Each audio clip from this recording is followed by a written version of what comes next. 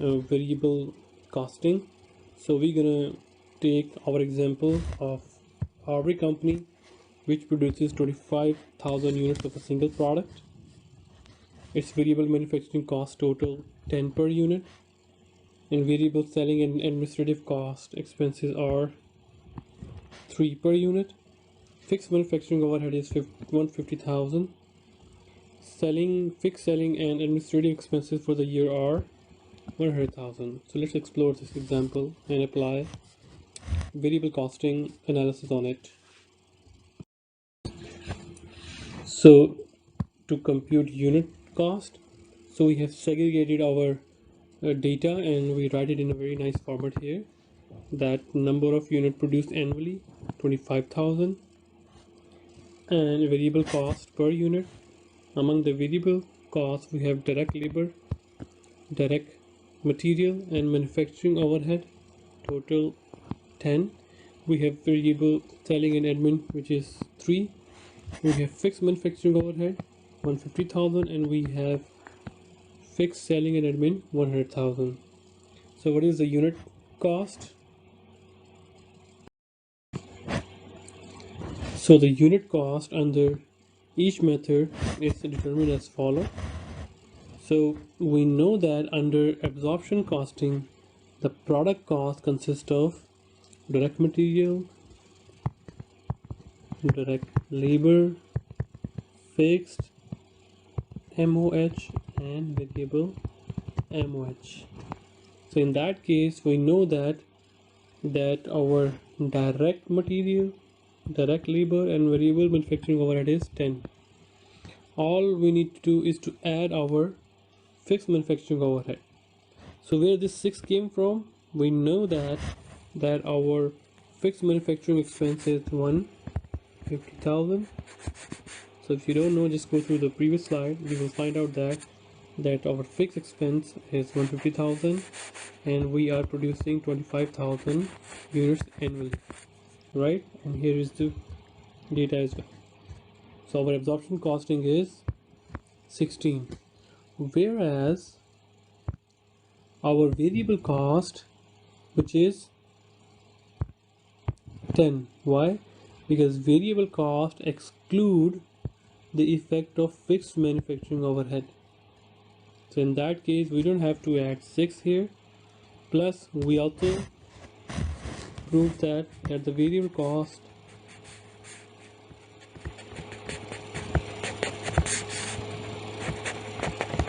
variable costing product cost is always less than absorption costing product cost, right? So in that case, variable is 10, absorption is 16. So in order to check that whether you get the idea or not, I have taken exercise 7.1 from your book, page 294. So I just want you to pause the video here for a moment and try to solve it by yourself, and then we're going to solve it together.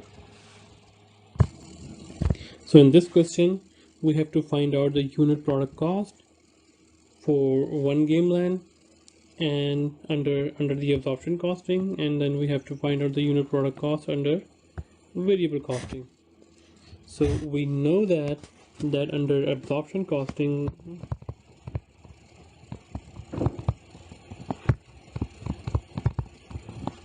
our product cost consists of direct material, direct labor, variable manufacturing overhead, and fixed manufacturing overhead. So just put the value here. So our direct material, you can find out that it is 100. So 100. Our direct labor, already mentioned, $320. We have variable manufacturing overhead, which is 40, right? And then we have fixed manufacturing overhead, which is here as manufacturing overhead 60,000, right? So 60,000 divided by how much units are produced? 250. 250. And it answers us as 240. Right? So you add all these values here, and you will find out that our per unit absorption costing product cost is 700. Right? So let's calculate it through variable costing. So under variable costing, what is not included? Only fixed manufacturing overhead. So under I can say under variable costing, the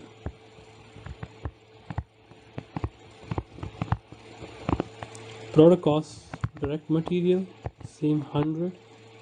We have direct labor, right, which is 320, and then we have variable manufacturing overhead, that is 40. And it answers, when we add all these, the answer going to be 460. Right? So just compare your answers with our analysis, and I hope you are all understand that one. I didn't read all this data. I hope you already read the data when you pause the screen. Okay, let's go further.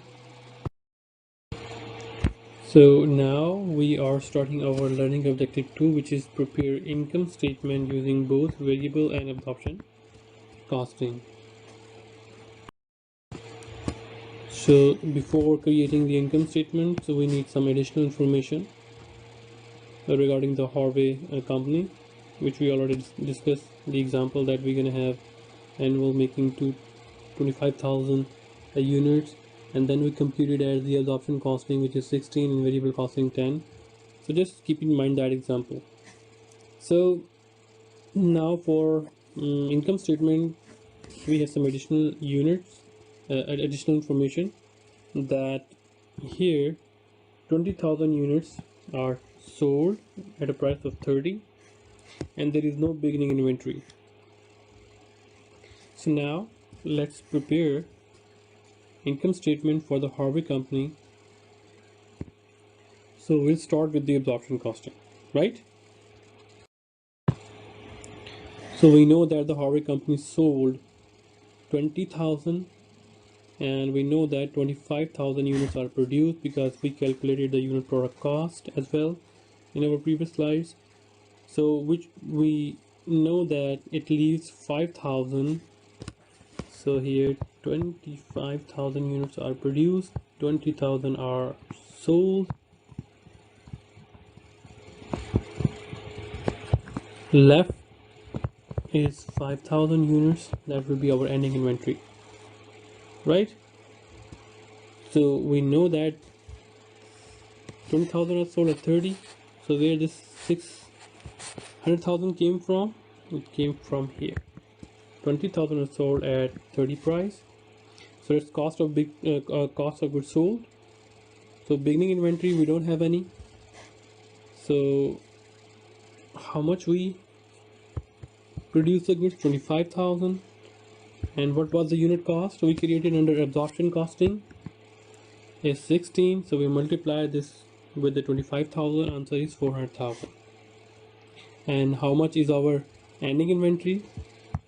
It is 5,000. So 5,000 multiplied by 16, 80,000 is inventory in our hand.